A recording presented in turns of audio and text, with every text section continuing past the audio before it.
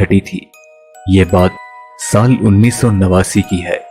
मेरी माँ की सबसे अच्छी दोस्त थी स्वर्णा, जिनके घर जाकर खेलना कूदना पढ़ना मेरी माँ का लगभग रोज का काम हुआ करता था।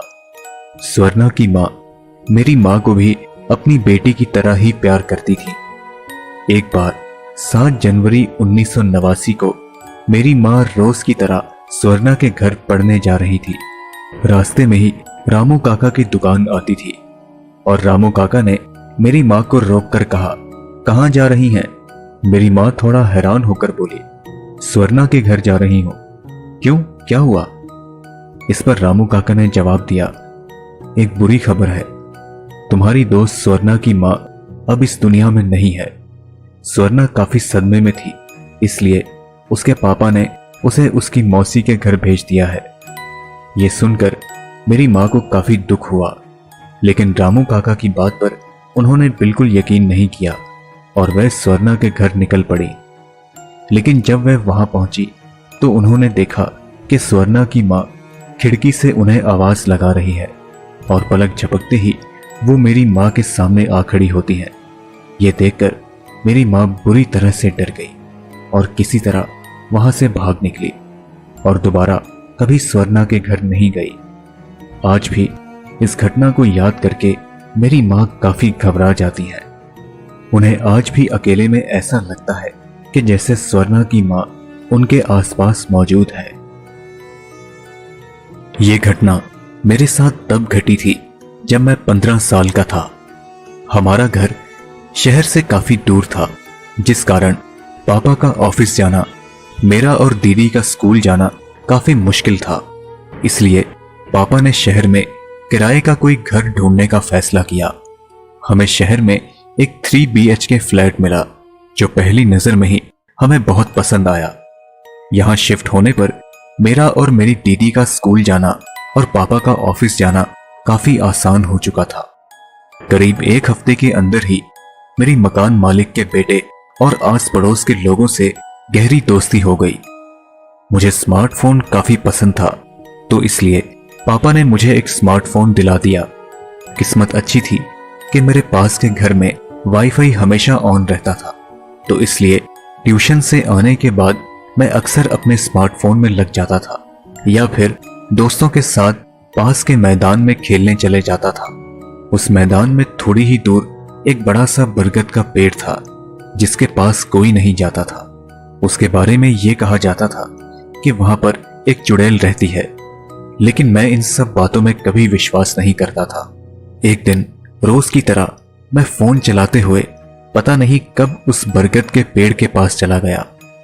फोन चलाने में मैं इस कदर मगन हो गया कि पता ही नहीं चला कि कब रात हो गई कि तभी अचानक मेरे मुंह पर एक तेज हवा का झोंका लगा और किसी ने मेरा नाम पुकारा। मैंने चौंक कर इधर उधर देखा तो वहां पर कोई नहीं था। तभी मुझे किसी के गुनगुनाने की आवाज आई। जब मैंने ऊपर की तरफ देखा तो पेड़ की डाली पर एक चुड़ैल अपने बच्चे को लोरी सुना रही थी।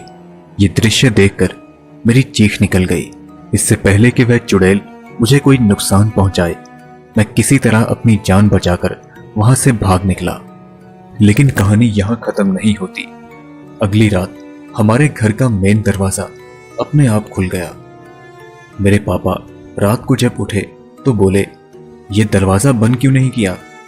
कोई चोर वगैरह घुस गया तो? हालांकि मैं दरवाजा पूरी तरह लॉक करके ही सोया था, लेकिन यह सुनकर मैं काफी हैरान था कि यह दरवाजा अपने आप कैसे खुल गया। उसी रात मेरी माँ को ऐसा लगा कि जैसे कोई उनके पैर को कसकर दबा रहा है और सुबह उनके दोनों पैर काफी सूज चुके थे और उनके हाथों पर जगह जगह काले दाग लगे हुए थे। अगली रात मेरी दीदी को भी ऐसा लगा कि जैसे कोई उनका गला दबा रहा है। हम सब अब इस कदर डर चुके थे कि हम चारों एक ही कमरे में सोते थे। घर पर कोई अकेला नहीं रहता था। दिन ब दिन हमारा जीना काफी मुश्किल हो गया था। अब मुझे पूरा यकीन हो गया कि वह चुड़ैल हमारे पीछे पड़ चुकी है, लेकिन मेरी बात का विश्वास करता भी कौन।